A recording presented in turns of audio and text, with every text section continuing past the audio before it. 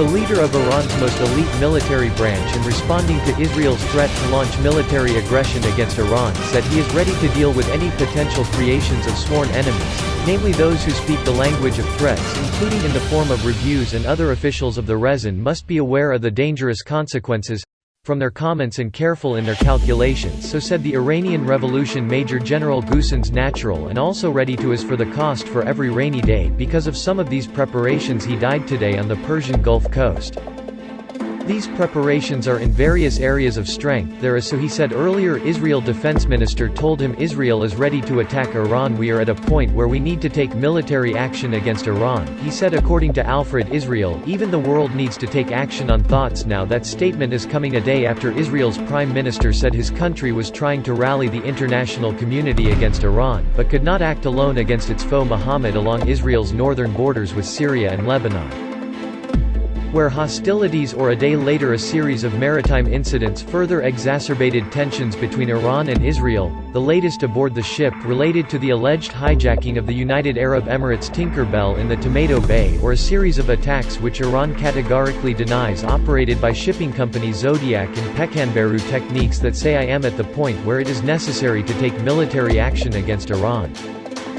The world must take a stand against Iran right now. After an interview with a Chinese news site, the Iranian government did not direct the statement of the foreign attorney at the UN headquarters in New York, so the Israelis are the ones who made the Middle East region unstable, and no more than 7 decades is expected will continue, and long for a period of less than 2 years, attacking more than 10 merchant ships carrying oil and aid to Syria. A statement referring to a number of attacks on the Karana and Western Bloc ships passing in the seas and waters of the Gulf since 2019. As many as 2 people died in the incident.